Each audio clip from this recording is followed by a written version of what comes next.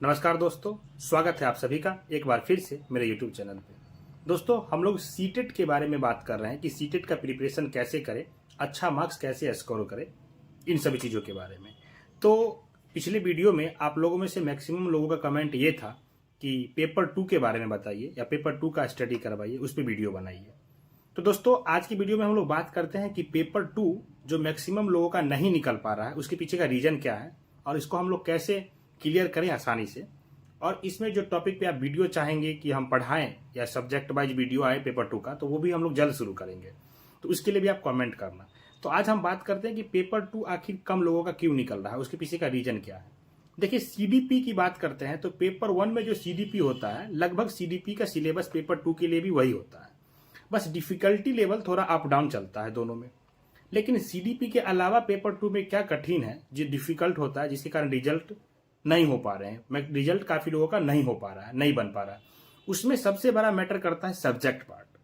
जैसे अगर एसएसटी से है तो आपका एसएसटी, और अगर मैथ साइंस से है तो मैथ साइंस।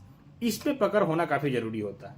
यहाँ पे पेडागोजी में भी थोड़ा अंतर ये हो जाता है कि एसएसटी वाले के लिए एसएसटी का पेडागोजी पूछा जाएगा और मैथ साइंस वालों को मैथ साइंस का पेडागोजी होगा। तो यहाँ पे अगर हम उधर देखें तो पेपर 1 में तो मैथ का पेडागोजी हम लोग पढ़ते ही हैं, तो यहाँ पे थोड़ा एक्स्ट्रा हम लोग को पढ़ना होता है साइंस का भी पेडागोजी। वहाँ पे जो ईवीएस का पेडागोजी होता है उसके जगह पे यहाँ हमको साइंस का पेडागोजी पढ़ना होता है।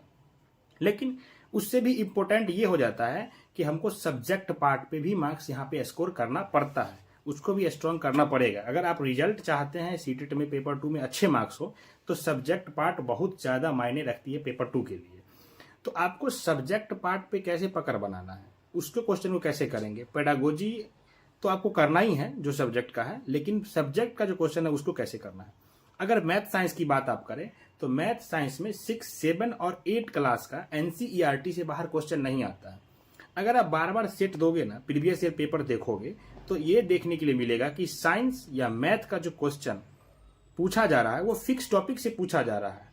हर बार उस टॉपिक से क्वेश्चन आ ही रहा है। जैसे प्रोबेबिलिटी से क्वेश्चन आपको देखने के लिए मिलता है, स्टैटिक्स से क्वेश्चन देखने के लिए मिल रहा है, अलजेब्रा से क्वेश्चन देखने के लिए मिल रहा है, मेंसुरेशन का क्वेश्चन आपको देखने के लिए मिल रहा है। तो आप देखेंगे कि ना एक पैटर्न चल रहा है, जिस पैटर्न को आप फॉलो करके स्टडी करें कि उस टॉपिक को क्लियर करें, तो आप कम समय में ज्यादा पढ़ाई कर पाएंगे, ज्यादा स्कोर कर पाएंगे।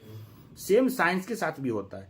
साइंस में भी आप देखेंगे कि क्वेश्चन जो पूछा जा रहा है किस चैप्टर से पूछा जा रहा है, एक आपको पैटर्न देखने के लिए मिलेगा कि साइंस का उस टॉपिक से क्वेश्चन एक गैप करके दूसरे साल आ रहा है या फिर लगातार भी आ रहा है बहुत सारे चैप्टर से।